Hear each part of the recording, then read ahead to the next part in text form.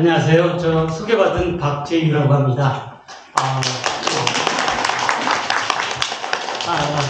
사실 굉장히 많이 떨리네요. 제가 사실은 건축가협회 회장을 하면서 많은 사람들 앞에 서봤지만 오늘같이 떨리는 건 이렇게 어린 우리 분들을 모시고 이렇게 하는 게 굉장히 떨리기도 하고 또 좀 색다른 감정을 느끼는데요. 혹시 양해가 된다면 어린이들을 좀 초점으로 해서 제가 말씀을 좀 드리도록 하겠습니다. 어린이 여러분, 김중업이라는 이름을 들어본 적이 있어요? 김중업 여러분, 뭐라고 여러분 부르세요? 누구라고 생각하세요? 김중업. 김중업 건축가는 우리나라를 대표하는 건축가 중에 한 분이셨어요.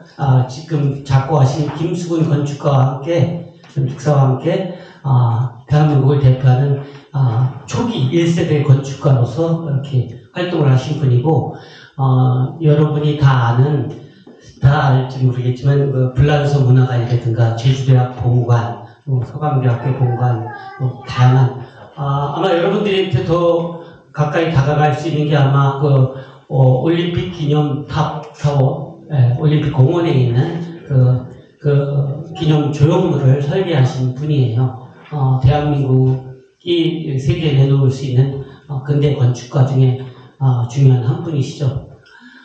그래서 오늘 그분이 청년 시절 30대 초반이죠. 30대 초반에 설계했던 게 이 김중업 건축박물관이라고 부르는 이 건물인데, 지금 여러분들이 앉아있는 이 건물이 그때는 뭐였을 것 같아요? 혹시 어린이 여러분 짐작할 수 있을까요? 그때는 이 건물이 공부를 너무 많이 할 것 같네요. 웬만한 건축가도 잘 모르는데 훌륭해요. 이 건물이 보일러실이었어요. 그래서 근데 이렇게 멋있는 보일러실 처음 봤죠. 물론 이 텍텀이라는 이 음향 흡음재 벽, 그때는 없었고요. 그냥 벽이 있었는데 벽돌벽인데 이게 이제 공연장으로 또 활용을 하려다 보니까 이 벽도 만들고 위에 이 철골로 된 보가 있는데, 이 구조 프레임이라고 하죠. 구조 보가 있는데 이것들은 사실은 음향적인 장치나 기계적인 조명 장치들을 만들기 위해서, 설치하기 위해서 덧댄 거고, 그 위에는 목조로 된 트러스가 있습니다. 사실은 좀 아쉬웠던 부분이, 이 건물을 리모델링 하면서 제가 좀 많이 아쉬웠던 부분인데, 이 목조 트러스가 굉장히 수려하고 이뻐요. 근데 이 밑에 있는 좀 무지막지한 철골 트러스, 철골 구조물에 의해서 좀 가려진 게 좀 많이 아쉬운데, 그걸 생각하고 봐주시면 고마울 것 같아요. 그리고 이 건물 뒤에는 원래 굉장히 큰, 여기까지 굉장히 큰 보일러가 있었어요. 그래서 초기에는 그 보일러를 좀 남겨볼까라고 좀 많이 이렇게 생각을 했었었는데, 그러다 보니까 이 공간이 너무 적어져서 보일러 자체를 철거해야 되는 그런 상황이었거든요. 하여튼 얘기가 요 건물에 대한 여기서 얘기를 끝내고 이제 다른 건물을 나중에 소개를 할 텐데요. 그때 다시 설명을 드리기로 하고요. 지금 간단한 인트로덕션은 이걸로 마치는 걸로 하겠습니다. 예. 59년도에 이렇게 완공된 건물이었어요. 원래는 유유제약이라고 혹시 들어봤어요? 네. 제약회사예요. 그 제약회사 건물로 지어졌고, 이 건물은 그때 보일러로 지어졌고요. 요 앞에 여러분이 보실 거는 유유제약회사의 연구소, 그 다음에 옆에 좀 큰 건물은 작업장, 그 다음에 여러분이 여기 금조건물 들어올 때 현관에 있는 수의실 있죠? 그것도 그 당시에 지어진 수의실이고, 이 건물. 그래서 4동이 그 당시에 지어졌던 건물이고, 나머지 요 옆에 있는 건물은 그 이후에 유유제약 회사에서 필요에 따라서 지어진 건물이죠. 원래는 제가 이 건물을 설계할 때가 2008년, 그러니까 지금부터 한 15년 전에 공모가 나와서 제가 참여를 해서 저희 안이 당선이 됐는데, 그때는 19동의 건물이 전체에 있었어요. 그래서 막 이런 넓은 공지가 없었고요.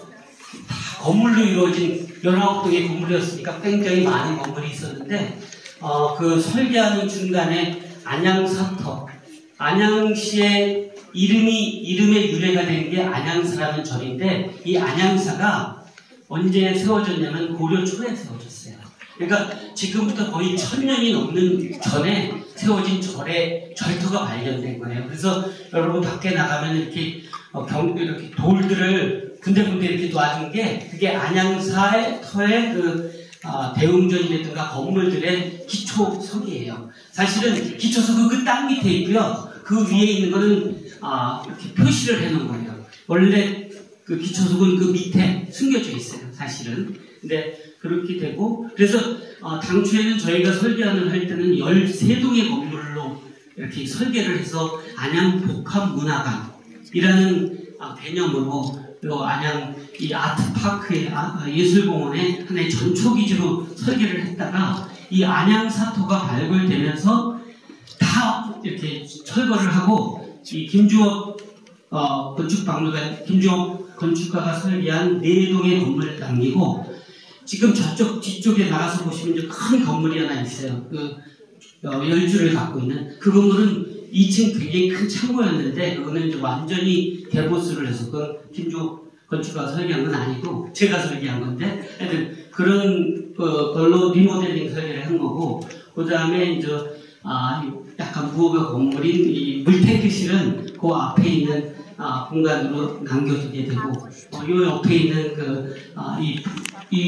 그 보일러실의 부속시설이었는데, 거기는 지금 이 공연장에 부속시설, 분장실도 필요하고 대기실도 필요하니까 그렇게 만든 거거든요. 그래서 이 건물은 고려시대 때 지어진, 또 여기 앞에 보면 입구에 보면은 중처사진 당간지주가 있거든요. 그것도 800년대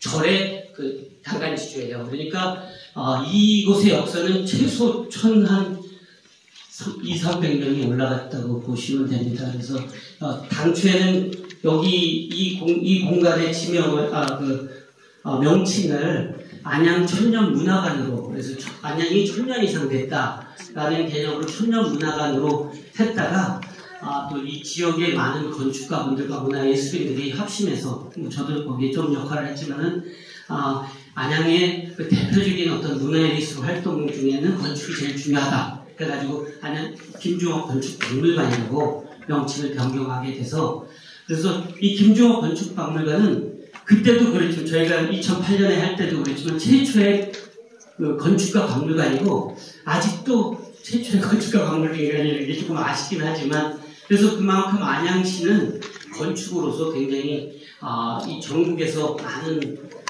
분들이 답사도 오고요. 또 이 건축 박물관들에서 건축에 대한 어떤 문화적인 이런 것들이 굉장히 뛰어난 그런 도시고, 그래서 그런 곳에 살고 있는 여러분들이 건축에 대한 자부심을 충분히 가지셔도 된다고 말씀드리겠습니다.